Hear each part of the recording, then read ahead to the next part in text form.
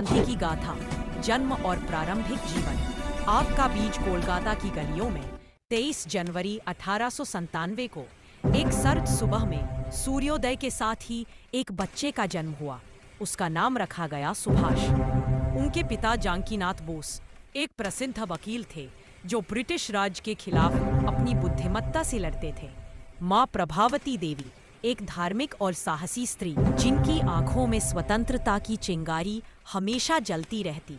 सुभाष का घर एक विशाल हवेली जहां किताबों की महक और स्वतंत्रता के सपनों की चर्चा हमेशा गूंजती।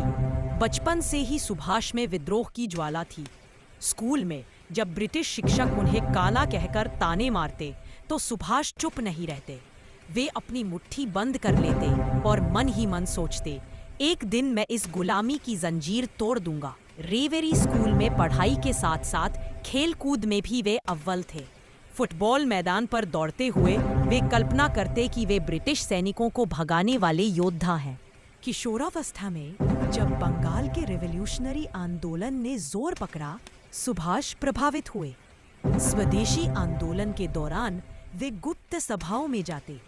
एक बार जब पुलिस ने एक सभा पर छापा मारा, सुभाष ने अपने दोस्तों को बचाने के लिए खुद को आगे किया। मैं ही जिम्मेदार हूं, उन्होंने कहा। लेकिन भागते हुए वे सोचते, यह तो बस शुरुआत है। प्रेसिडेंसी कॉलेज में दाखिला लेने के बाद सुभाष की पढ़ाई चमकी। लेकिन 1918 में एक ब्रिटिश प्रोफेसर द्वारा भारतीय छात्रों का अपमान करने पर सुभाष ने विरोध किया। नतीजा निष्कासन। लेकिन यह निष्कासन उनके लिए मुक्ति था। वे इंग्लैंड चले गए, ICS की परीक्षा दी और सफल हुए।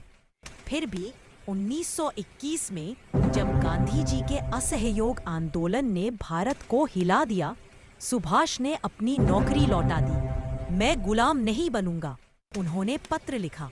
भारत लौटकर वे स्वराज पार्टी में शामिल हो गए। राजनीतिक संघर्ष आग की लपटें 1920 के दशक में सुभाष बोस का राजनीतिक सफर तेजी से चढ़ा।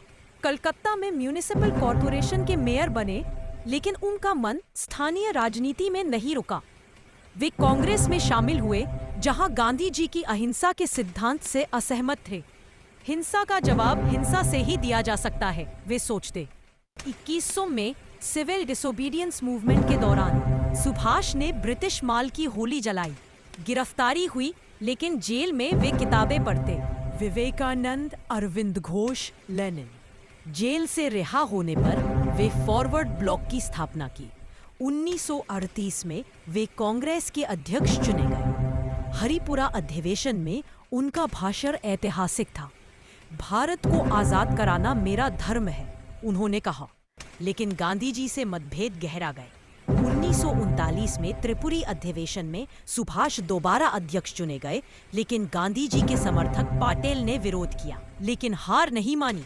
घर नजरबंदी में वे गुप्त रूप से योजना बनाते। मुझे विदेश जाना है, मदद मांगनी है, सोचते। 1941 में एक नाटकीय तरीके से वे घर से गायब हो गए। अफवाहें उड़ी, कहीं आत्महत्या तो नहीं। लेकिन सुभाष अफगानिस्तान होते हुए जर्मनी पहुंचे। विदेशी मोर्चा तूफान का उदय जर्मनी में। हिटलर से मुलाकात। सुभाष ने कहा, मुझे सैनिक चाहिए भारत को आजाद करने के लिए। हिटलर ने वादा किया, लेकिन देरी की। सुभाष ने फ्री इंडिया सेंटर खोला, रेडियो पर भाषण दिए। तुम मुझे खून दो, मैं तुम्हें आजादी दूंगा, उनका नारा गूंजा। लेकिन जर्मनी से निराश होकर 1943 में वे जापान पहुंचे। सिंगापुर में रास बिहारी बोस से मिले। इंडियन नेशनल आर्मी INA को नया जीवन दिया। तुम्हारी मातृभूमि तुम्हारा कमांडिंग ऑफिसर है, वे सैनिकों से कहते।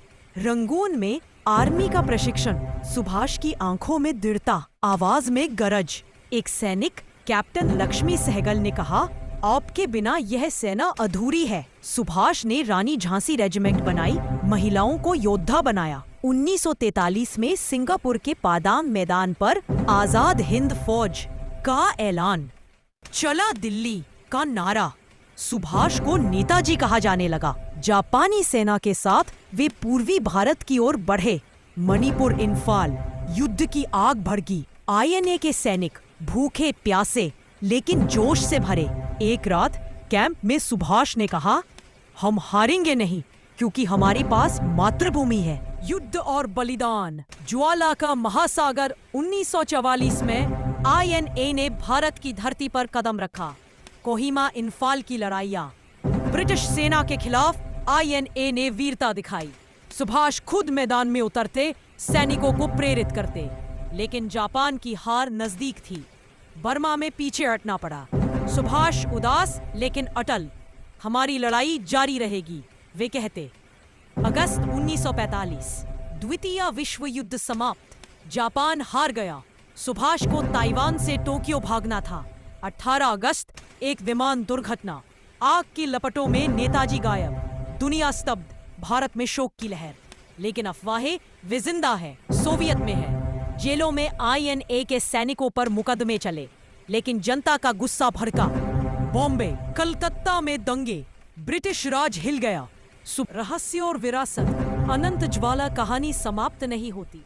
कई मानते हैं सुभाष जिंदा थे, गुमनामी बाबा के रूप में उत्तर प्रदेश में, एक बूढ़े साधु जो स्वतंत्रता दिवस पर तिरंगा फहराते।